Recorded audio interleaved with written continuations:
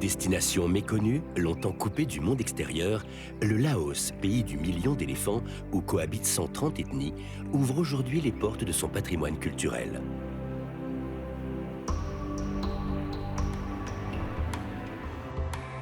La richesse de ses pagodes, ses formidables paysages naturels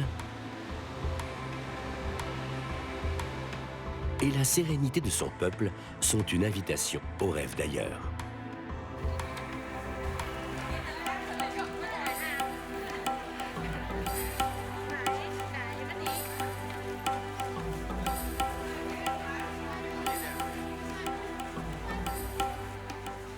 Le Laos s'étire du nord au sud sur 1000 km entre la cordillère anamitique qui le sépare du Vietnam à l'est et le Mékong à l'ouest qui forme l'essentiel de sa frontière naturelle avec son voisin thaïlandais. Venus de Chine au XIe siècle, des populations thaï fondent au nord le premier royaume laotien. Au milieu du XIVe siècle, Phan Gum fonde le Lan Xang, le royaume du million d'éléphants.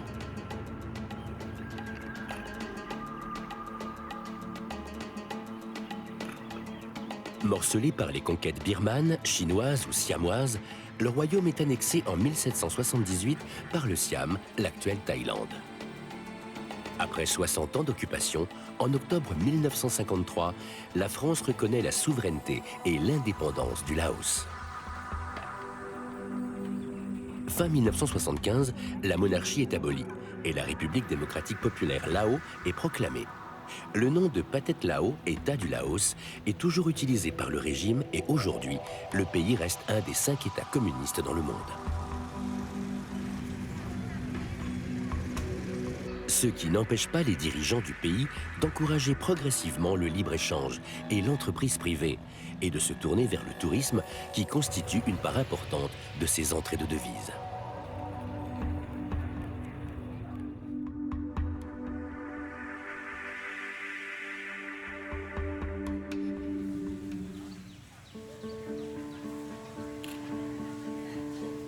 Première escale, Luang Prabang, la cité d'or, qui s'est développée sur une péninsule formée par le Mékong et la rivière Nam Khan.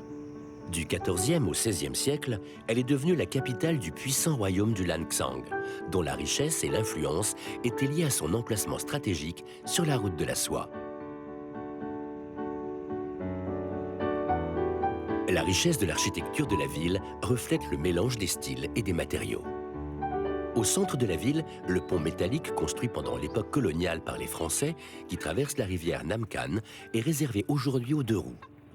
Il accueille chaque jour son flot de vélomoteurs et de vélos.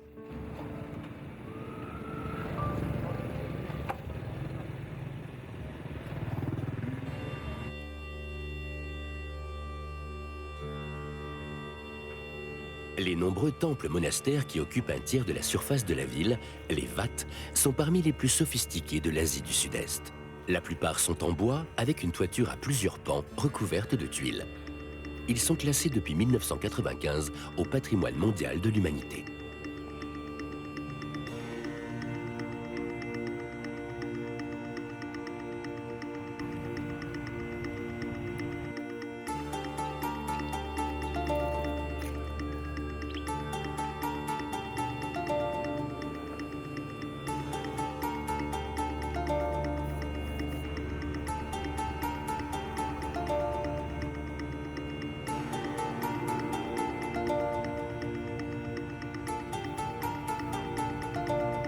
Les escaliers, comme les toitures, se terminent par une tête de naga.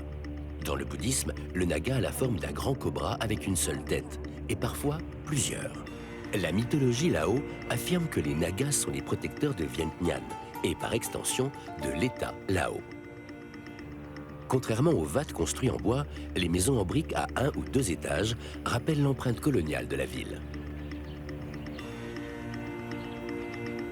En plein cœur de Luang Prabang, le mont Phu Si s'élève à une centaine de mètres.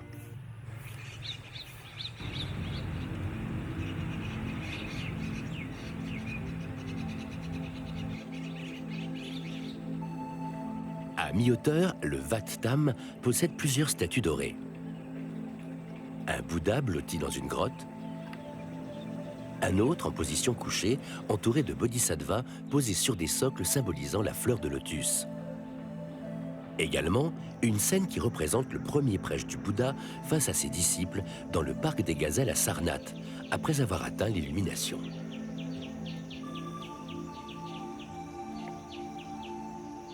Tout en haut, le Wat Chomzi, avec son superbe stupa de 24 mètres coiffé d'une flèche dorée, domine toute la ville. C'est un haut lieu de la spiritualité de Luang Prabang.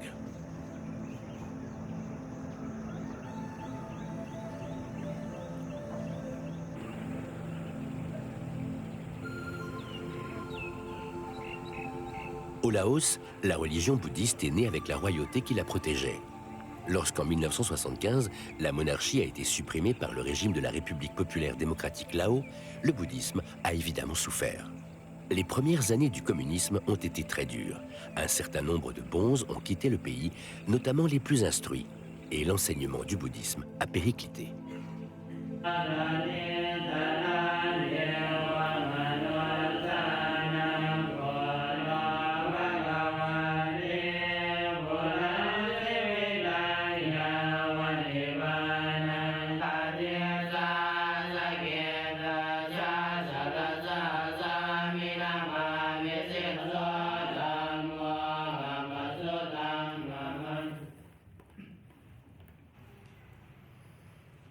Aujourd'hui, le culte et les traditions sont toujours très vivants et pratiqués de façon assidue par près d'un millier de bonzes. Autrefois, il y avait de très grands savants religieux, ce qui n'est plus le cas, et l'enseignement n'est plus celui de cette époque.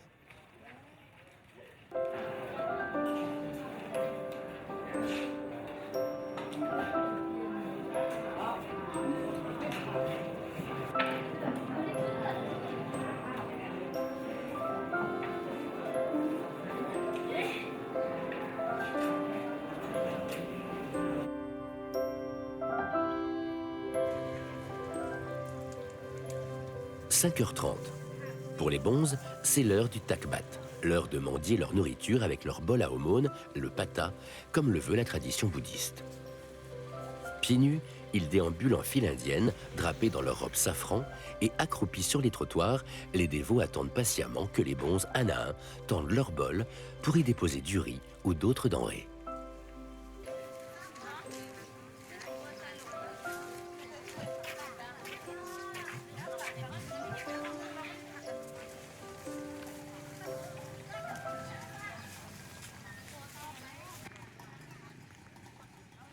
Le marché du matin, toujours très animé, envahit 2 rues à angle droit entre le Palais Royal, qui abrite le musée national, et le Wat Mei, au centre-ville.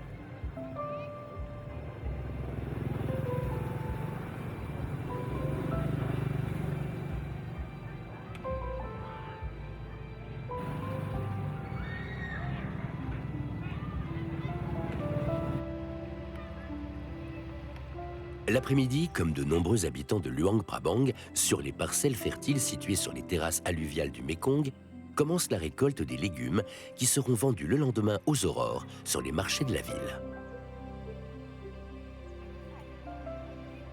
Ce travail se fait souvent en famille.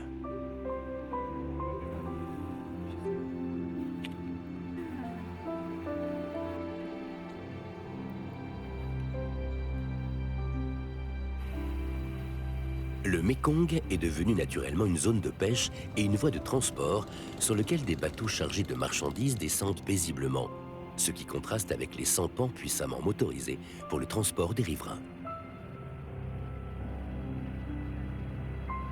Ceux qui viennent à Luang Prabang ne manquent jamais de profiter d'un tour sur le Mékong proposé par de nombreux propriétaires de sampans.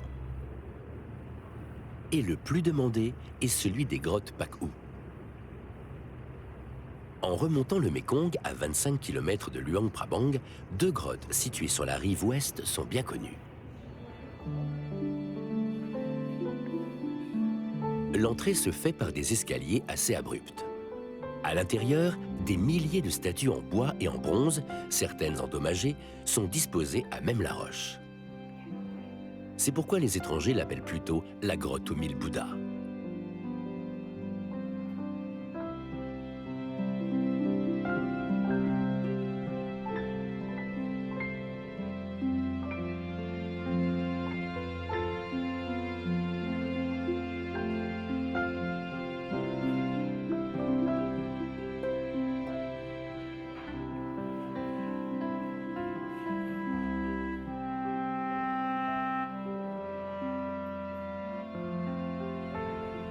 Libérer un oiseau de sa cage porte bonheur. En tout cas, c'est ce qu'affirment les enfants venus gagner quelques pièces à l'entrée des grottes, fréquentées essentiellement par des touristes étrangers.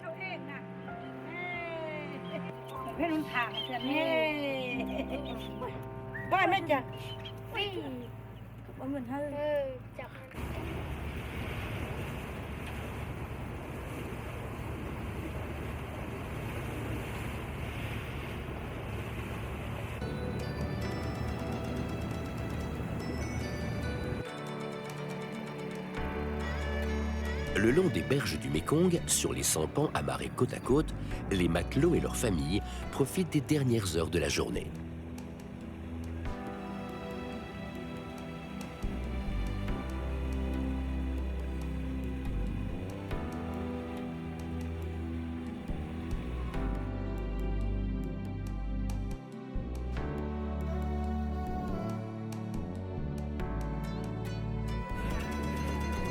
Tous les soirs, au centre de la ville, a lieu un marché de nuit qui propose de l'artisanat et des vêtements, principalement pour une clientèle touristique.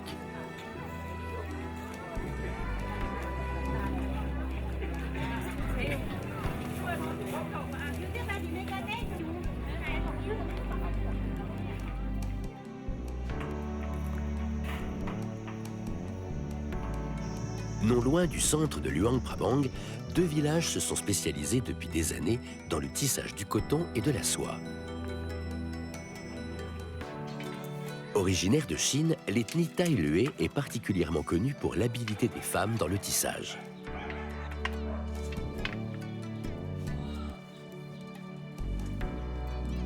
Dans le monde, les spécialistes considèrent qu'il y a 7 ou 8 manières de tisser, en passant des fils supplémentaires ou en faisant des motifs de tapisserie.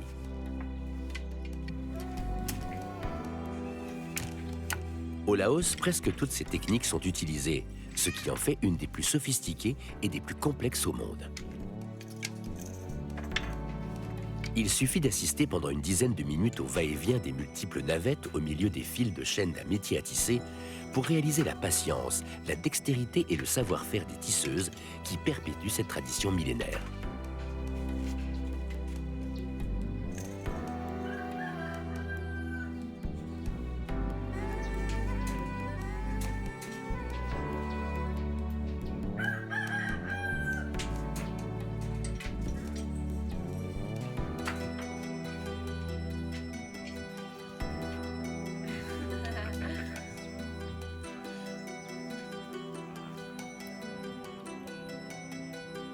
Tout ce qui est nécessaire pour le tissage, soie, chanvre, coton, colorant naturel, est produit sur place et toutes les étapes, filage, teinture et tissage, se font à la main.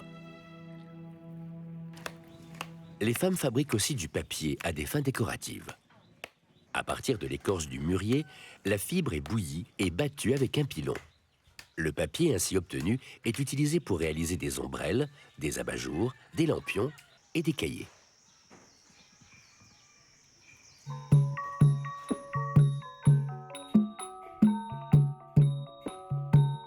En pays bouddhiste, tout ce qui touche l'art touche au sacré. Comme ici, la danse la plus populaire du Laos, le Lam Vong, la danse en rond, rythmée par les cloches, les gongs et les xylophones.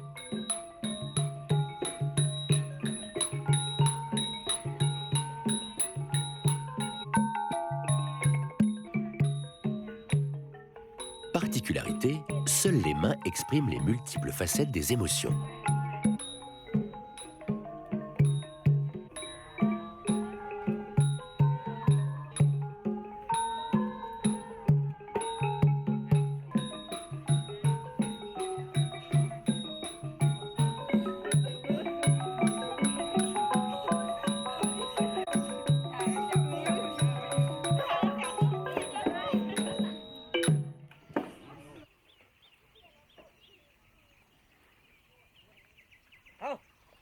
À l'ouest de Luang Prabang, près de Sayaburi, se trouve un centre unique au monde, créé par 2 Français passionnés d'éléphants. Dans une petite vallée traversée par la rivière Nam Khan, le village des éléphants recueille les pachydermes blessés, malades, trop vieux ou maltraités par les exploitants forestiers.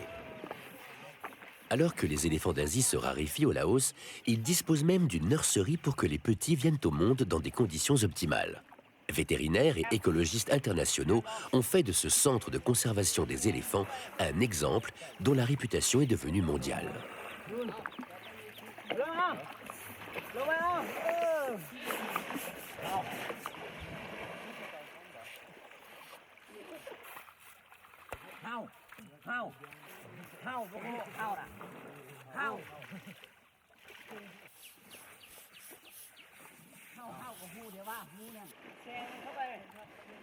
Le village des éléphants a 2 objectifs, la protection des éléphants d'Asie et le soutien économique de la communauté locale par l'achat de nourriture aux agriculteurs.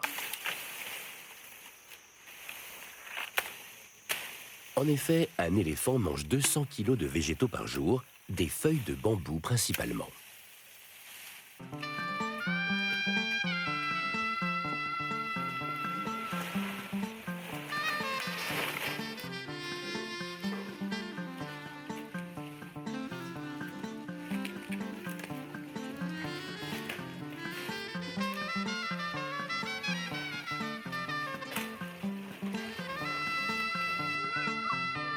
Balade à dos d'éléphant dans la jungle et en rivière, cours avec les cornacs pour apprendre à diriger et à soigner les pachydermes, brossage en rivière en équilibre sur leur dos, bain, nourriture, ces activités financent la bonne marche du centre.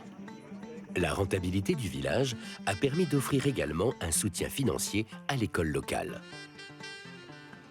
Un bel exemple d'écotourisme réussi.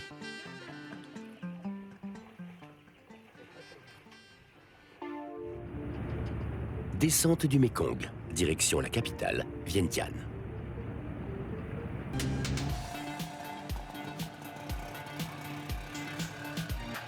Vientiane, littéralement le hêtre parfumé, a été déformé par les Français pour donner Vientiane. La ville est divisée en 4 grands quartiers, mais les principaux monuments sont regroupés dans le centre et se visitent facilement à pied.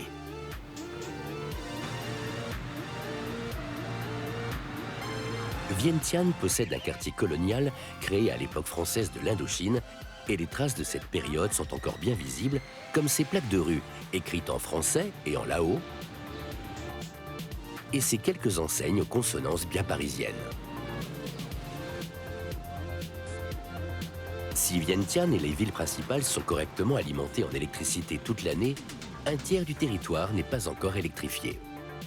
Comme dans les pays voisins, un entrelac de câbles électriques au-dessus des trottoirs, supportés par des poteaux en bois, traduit la saturation de ce système.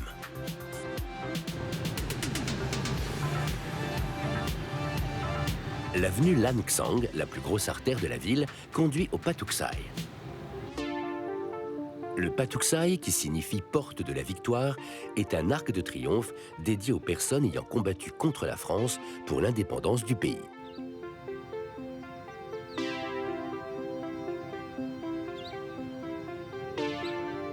Le haut du monument offre une belle perspective avec vue au loin sur le palais présidentiel. Le roi Chao Anouvong est considéré comme un héros de la guerre et au pied de cette statue, un petit autel a été installé pour faire des offrandes et se recueillir. Ce roi a régné sur le Laos de 1805 jusqu'à la chute du pays contre l'armée du Siam en 1828. C'est au cours de l'année 2010 que le gouvernement Lao a décidé de construire cette statue en bronze de 6 mètres de haut. À la tombée de la nuit sur les bords du Mékong qui traverse la capitale, un marché de nuit en plein air s'installe tous les soirs dans un des endroits les plus fréquentés de la ville.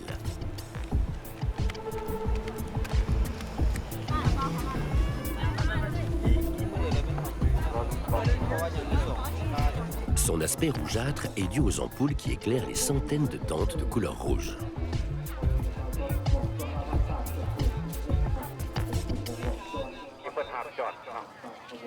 Bien que ce marché soit un lieu destiné principalement aux touristes, une grande partie de la population locale s'y promène pour flâner, acheter quelques babioles ou profiter des nombreux restaurants alentours.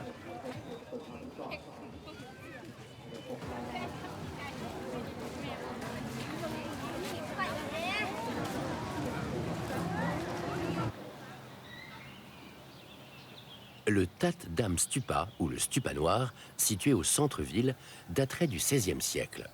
Sa forme sobre, alliée à son côté délaissé, envahi par les herbes, lui confère une grande élégance.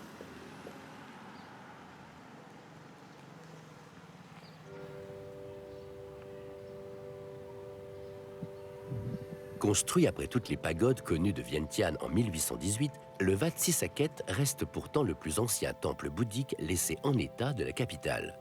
Il est orienté à l'ouest, face au Mékong.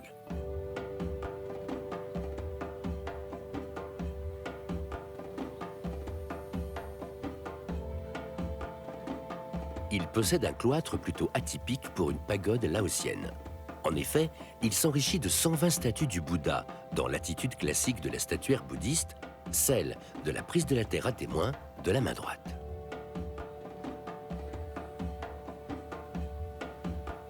À l'arrière, le mur est orné de niches renfermant plus de 9000 statuettes.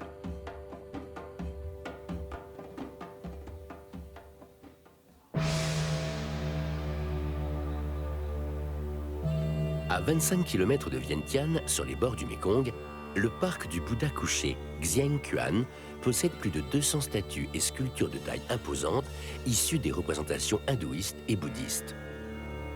Le gouvernement actuel l'utilise comme une attraction touristique et un parc public. Il a été créé en 1958 par Luang Pu, un prêtre chaman intégrant l'hindouisme et le bouddhisme. Les statues en béton armé, avec leur style original, semblent avoir plusieurs siècles, alors qu'elles sont récentes. Sculptures d'humains, de dieux, d'animaux et de démons se mélangent avec de nombreuses sculptures du Bouddha, ainsi que des personnages du bouddhisme comme Avalokitesvara, le grand bodhisattva le plus vénéré et le plus populaire.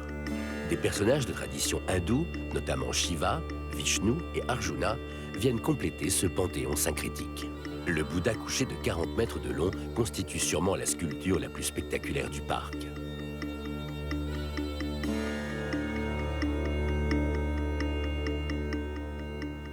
Retour à Vientiane pour assister à la fête annuelle du Bun Tat Luang. Tat Luang signifiant stupa suprême. Cette fête se déroule sur 3 jours en novembre. Elle démarre la veille par une cérémonie au Wat Simuang, l'un des lieux de culte les plus populaires de Vientiane. Le Wat Simuang a été détruit par les Siamois en 1828, comme la plupart des autres pagodes, et reconstruite en 1915. Selon la légende locale, lors de sa construction, une jeune femme enceinte nommée Simuang proposa de se sacrifier pour apaiser les esprits en colère. Elle se jeta dans le trou où le pilier central du bâtiment devait être posé et fut écrasée lors de sa mise en place. Le Wat Simuang est à ce jour vénéré comme le temple mère de Vientiane et célébré en tant que gardien de la ville. Dans ces jardins se trouve la statue du dernier grand roi du Laos, Sisavangvong. Remarquable pour la longévité de son règne de 50 ans, le plus long du monde de 1904 à 1954.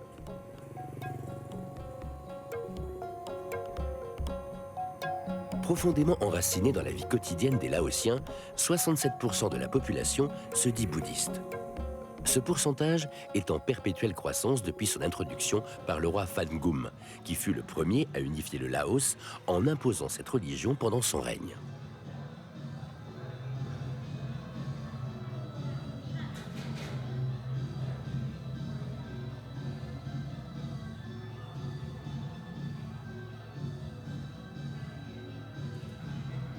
Même si le bouddhisme, qui s'est enraciné dans la vie quotidienne des Laotiens, est très ritualiste, ils affichent une grande ferveur religieuse et sont très attachés à leur dévotion.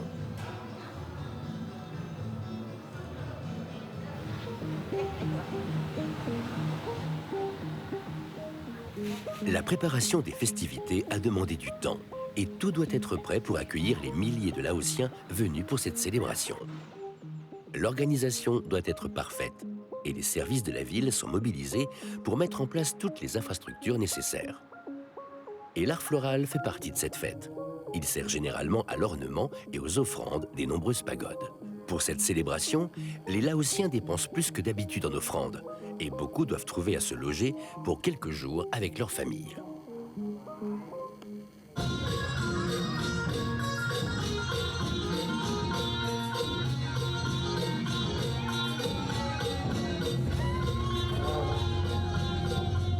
Le bouddhisme pratiqué au Laos est celui du Theravada, une branche ancienne de l'Hinayana, appelée petit véhicule, relativement conservatrice, mais aussi plus proche du bouddhisme primitif dans sa forme religieuse.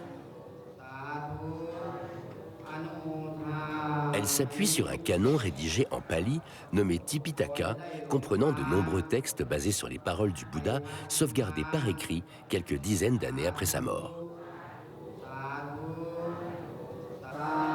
L'originalité du Wat Simyang, c'est la présence sur l'autel central, à la place du Bouddha rituel, d'un pilier de base carré en latérite qui pourrait être un lingam, sculpture habituellement reconnaissable à sa forme phallique. Cette pagode semble d'ailleurs dédiée au culte de la fécondité. Aujourd'hui encore, de nombreux pèlerins viennent soulever une statue évoquant un lingam, tout en formulant des vœux liés à la fécondité.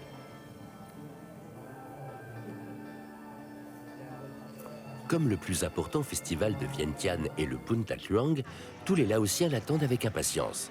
Et les gens viennent de loin pour cette célébration. Le jour précédent, certains se réunissent pour la célébration au Wat Simuang, qui marque le jour d'avant les festivités.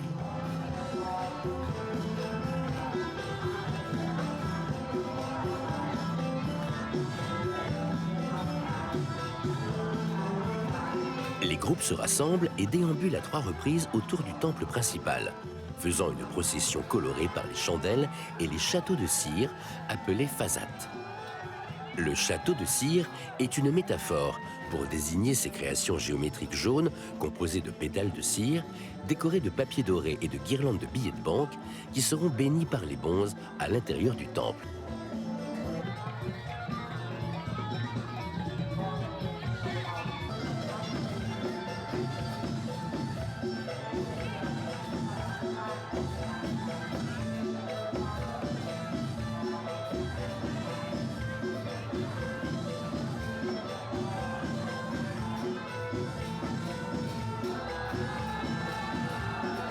Ici, le bouddhisme religieux revêt parfois une forme très matérialiste, bien éloignée du bouddhisme orthodoxe, celui de son fondateur.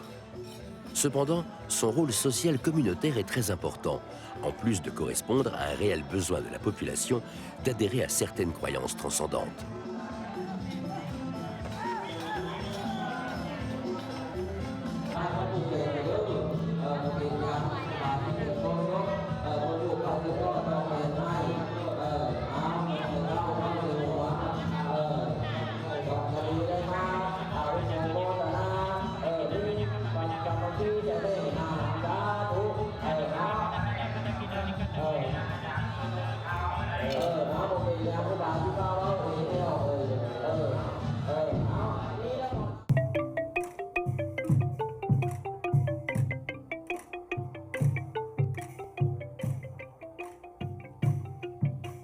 Le lendemain, le festival débute par le défilé qui conduit au stupa suprême, le That Luang.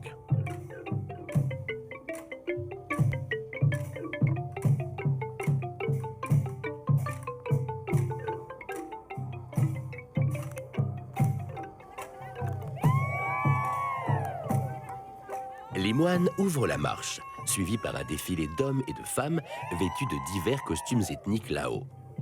Musique et chansons traditionnelles rythment leur danse.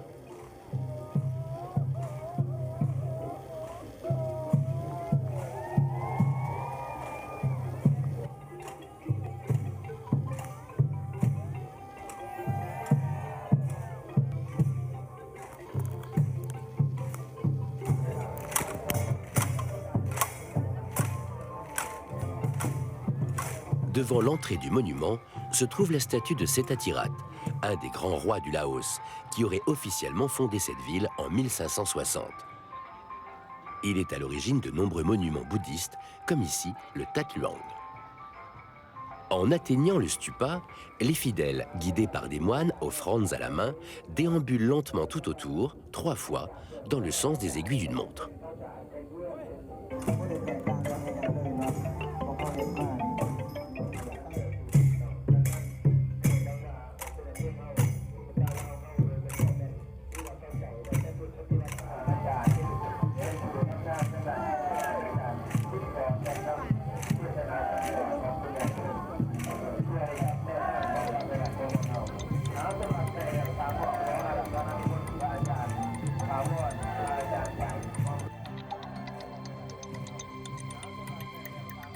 Le stupa est entouré d'une construction de forme carrée qui rappelle les mandalas. Dans l'art bouddhique, le stupa est une représentation symbolique pour commémorer la mort du Bouddha. Le mandala, lui aussi, est une représentation symbolique, de forme circulaire ou carrée, qui sert de support visuel à la méditation. Ces 2 symboles récurrents dans le bouddhisme sont repris dans l'agencement du vat. Et vu du ciel, le mandala semble vivant, animé par tous ces points multicolores, invisibles pour les participants.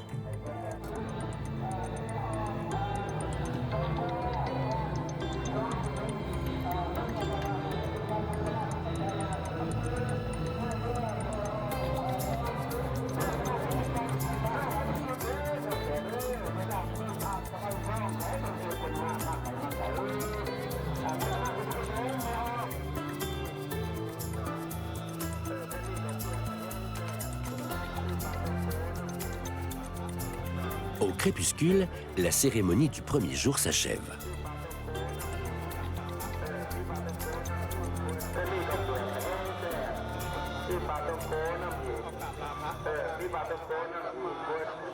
Le lendemain matin, c'est l'heure du takbat, la mendicité pour la nourriture, telle que les dictent les règles du Sangha, la communauté de ceux qui, pour la vie ou une courte durée, portent la robe safranée. Déjà à l'aube, une foule nombreuse se masse au That Luang pour donner l'aumône à la centaine de moines venus de tout le pays.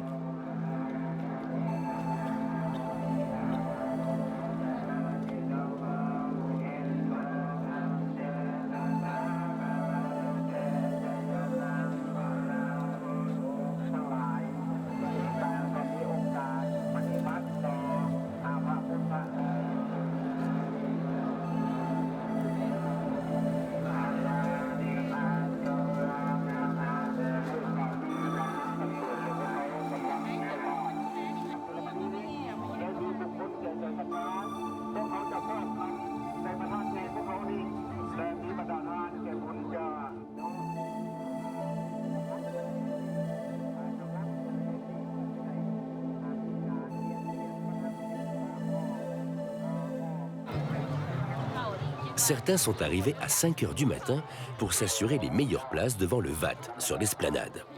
Là, assis, les participants écoutent la lecture de textes provenant du Tripitaka, les 3 corbeilles en sanskrit, vaste recueil de textes fondateurs du bouddhisme Theravada.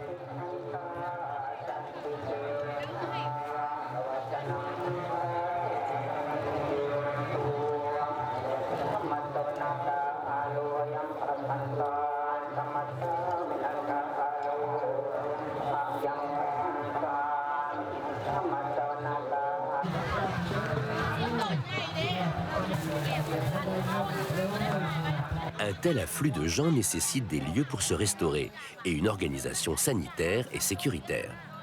Aux heures des repas, les participants se retrouvent avec leurs amis ou en famille. Poulet, riz, nouilles laotiennes, les petits marchands sont pris d'assaut.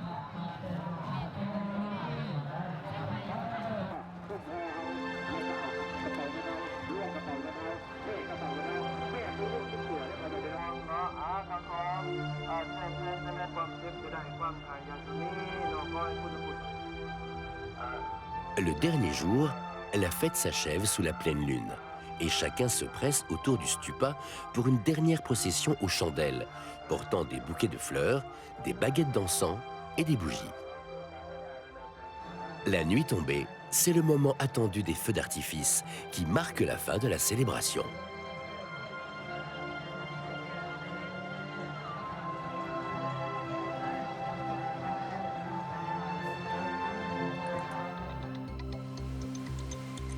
Descente du Mékong, en direction du Cambodge, pour atteindre le fameux plateau des Boloven et ses terres rouges. Proche de Pak Song, l'une des principales localités du plateau des Boloven, cette puissante cascade de That Luang, d'environ 100 mètres de hauteur, compte parmi les plus spectaculaires de la région.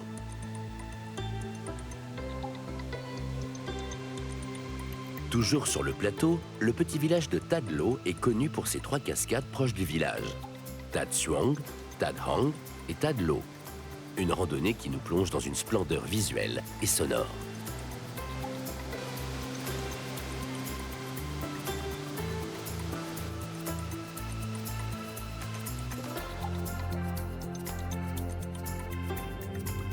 La population du Laos est une vraie mosaïque, composée de 130 ethnies réparties en 4 groupes linguistiques.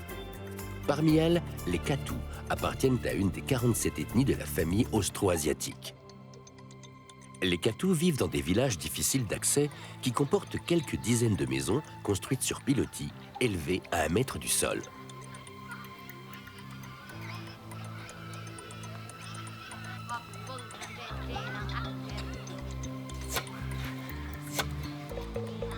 Traditionnellement, elles sont regroupées autour de la maison des esprits, où ont lieu les pratiques rituelles.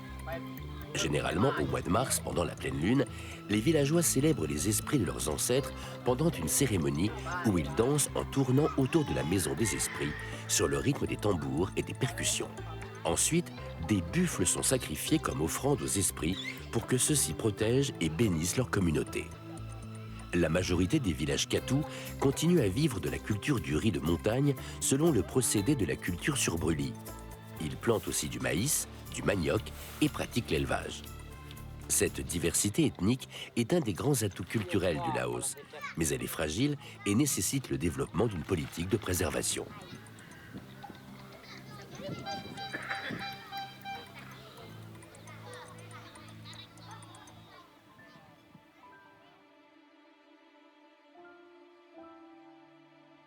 La région de Pak Song possède de nombreuses petites exploitations.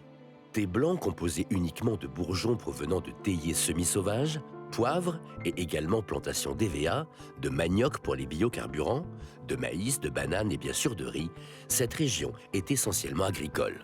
Le plateau des Boloven possède un sol riche, une altitude élevée de 800 à 1300 mètres et un climat frais. Tout ceci constitue un environnement idéal pour la production d'un café de grande qualité. Le Laos produit 2 types de café, le Robusta, qui est principalement utilisé pour le café ordinaire, et l'Arabica, de meilleure qualité en raison de son goût très doux. Sur les 20 000 tonnes de café que le Laos produit chaque année, 15 000 tonnes sont de Robusta et 5 000 tonnes sont des grains d'Arabica produits sur des terrains au-dessus de 1000 mètres. Aujourd'hui, 95% du café provient du plateau des Boloven, principale région de production. C'est le 5e produit d'exportation du pays. Dans cette exploitation, c'est de l'Arabica qui est produit, reconnaissable à la forme oblongue de ses grains. Au cours des 20 dernières années, le gouvernement a travaillé avec les cueilleurs de café pour planter plus de plants d'Arabica, dans la mesure où cela offre un prix plus élevé, augmentant ainsi les revenus des agriculteurs.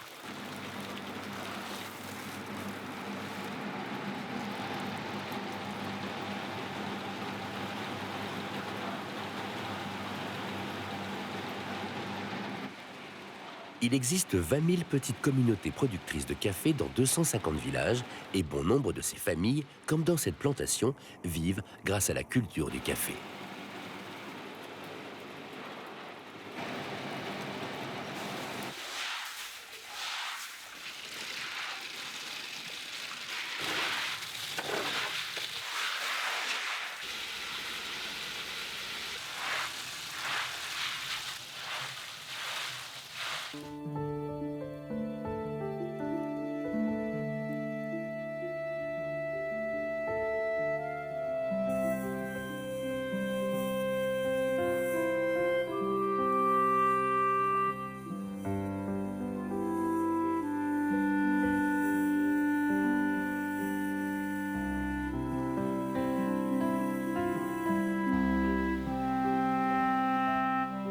Et au milieu des caféiers, des poivriers commencent à voir le jour. Pas de désherbant ni d'engrais, l'entretien se fait à la main, ce qui garantit une production bio. Le plateau des Bolovennes possède une pluviométrie importante qui offre des spectacles hydrographiques grandioses, à l'image de la cascade de Tadvan.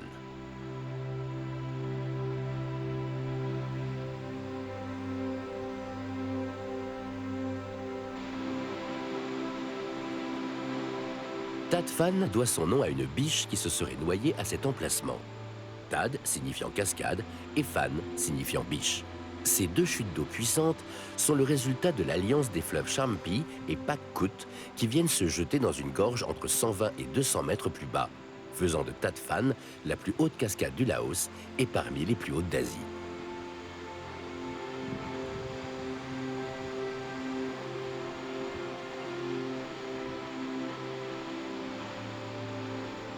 En arrière-fond, l'ensemble forestier verdoyant et épais enveloppe de vert ces chutes époustouflantes.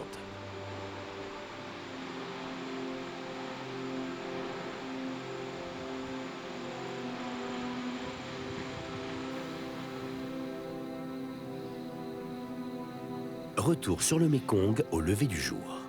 Ici, le fleuve semble immensément grand. À la saison des pluies, le géant peut mesurer jusqu'à 11 km de large. L'autre rive paraît loin, et la seule manière de l'aborder est d'embarquer dans l'une des pirogues à moteur.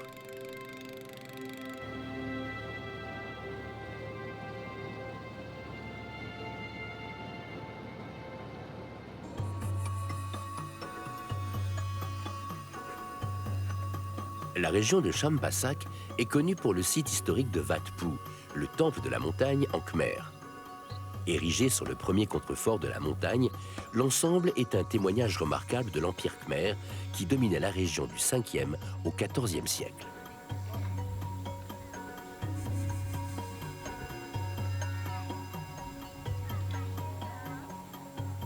Sa valeur architecturale et culturelle lui a valu son classement au patrimoine mondial de l'humanité par l'UNESCO en 2001.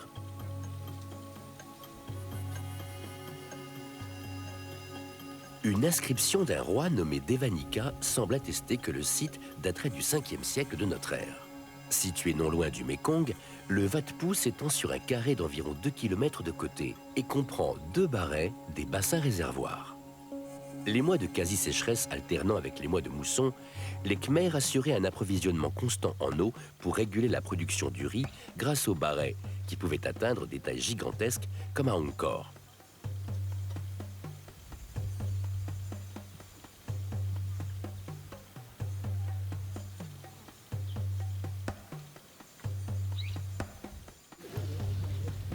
Après un second édifice au IXe siècle, associant déjà un sanctuaire et des ouvrages hydrauliques, le temple visible actuellement fut construit au XIIe siècle, pendant le règne de Suryavarman II, alors que celui-ci guerroyait au Chamba, l'actuel Sud-Vietnam.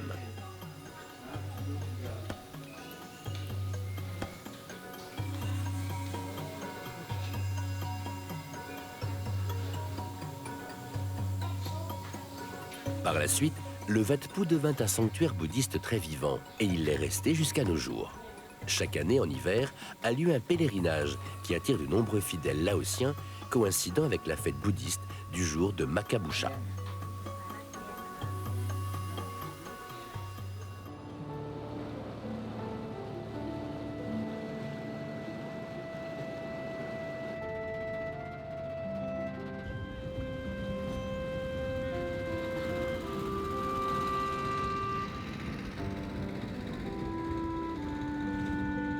En descendant à l'extrême sud, vers la frontière cambodgienne, le Mékong se scinde en de multiples bras, entre lesquels s'éparpillent des myriades d'îlots et de bancs de sable.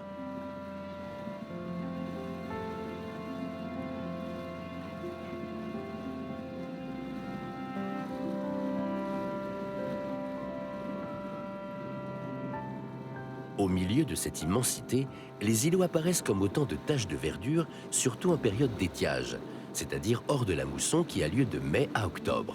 Pour cette raison, ce territoire a été nommé Siphandon, littéralement les 4000 îles.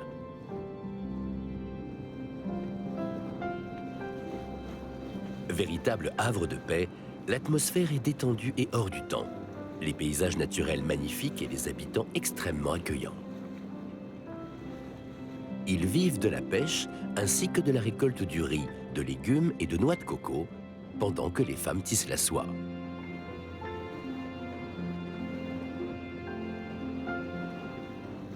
Les différentes îles habitées offrent leur hospitalité aux voyageurs. Parmi elles, Don Det et en aval Don Con, la dernière île avant le Cambodge, à quelques centaines de mètres de là.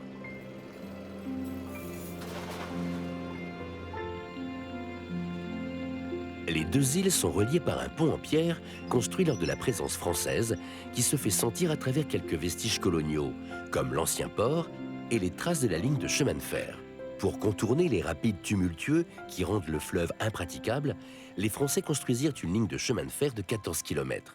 Aujourd'hui à l'abandon de ce prestigieux passé, il ne reste pratiquement plus rien. Quelques morceaux de rails et des traverses en bois éparpillées çà et là, utilisés pour construire de petits ponts ou des barrières.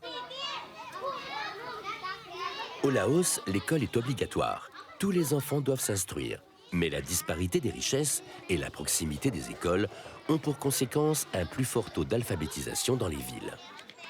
En fin d'après-midi, les écoliers rentrent chez eux et ceux qui habitent Don Con empruntent le fameux pont historique reliant les deux îles.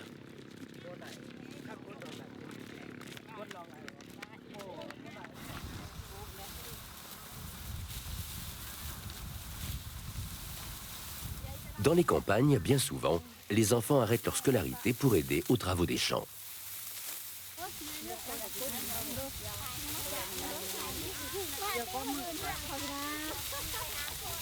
Contrairement à leurs voisins thaïs ou vietnamiens, les paysans ici ne pratiquent qu'un seul cycle de culture de riz par an, en saison des pluies.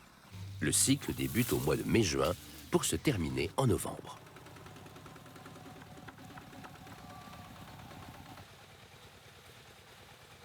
Dans les rizières asséchées, sur ces îles, les paysans récoltent à la serpe les brins qui seront mis en petites bottes pour les laisser sécher.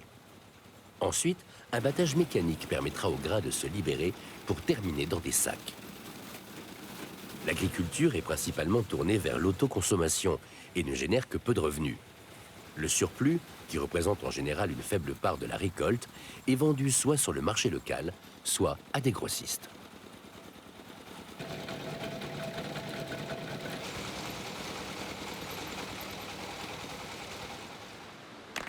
À l'est de Don Con, la structure géologique a donné naissance à l'une des plus belles chutes d'eau du monde, surnommée à ce titre le Niagara de l'Extrême-Orient.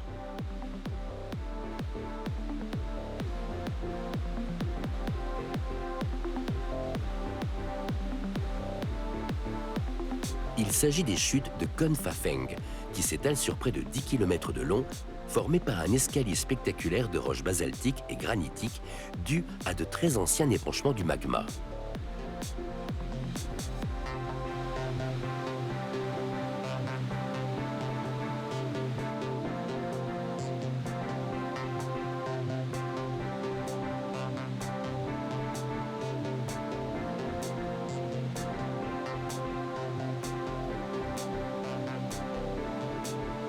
Utilisés pendant les périodes de mousson, des tamis en bambou piègent les poissons qui termineront dans des nasses. À cause de la surpêche, l'essentiel des prises ne se compose plus que de petits poissons, même si le poisson-chat géant du Mékong est encore présent dans ces eaux. Certains pêcheurs ont commencé à se tourner vers l'agriculture vivrière, favorisée à Siphandon par un terrain très limoneux, allié à la facilité à irriguer grâce aux eaux du fleuve. Rien de tel que des rapides pour piéger les nombreuses espèces de poissons douces qui fraient. Mais sur les rochers, les jeunes pêcheurs risquent chaque jour leur vie pour y parvenir.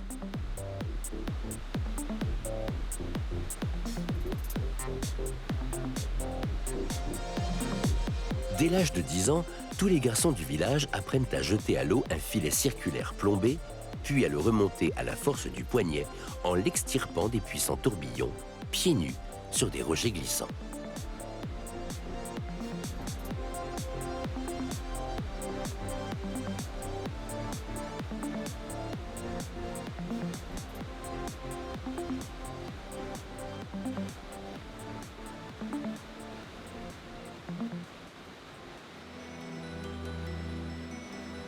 Le Laos, contrairement à ses puissants voisins vietnamiens et thaïlandais, n'est pas encore touché par une modernisation à marche forcée. Avec ses magnifiques pagodes, ses paysages naturels préservés, ses nombreuses ethnies et leurs coutumes, il permet de s'immerger dans un univers resté authentique. Et la gentillesse qui caractérise ce peuple, au pays du million d'éléphants, nous emmène aussi au pays du million de sourires.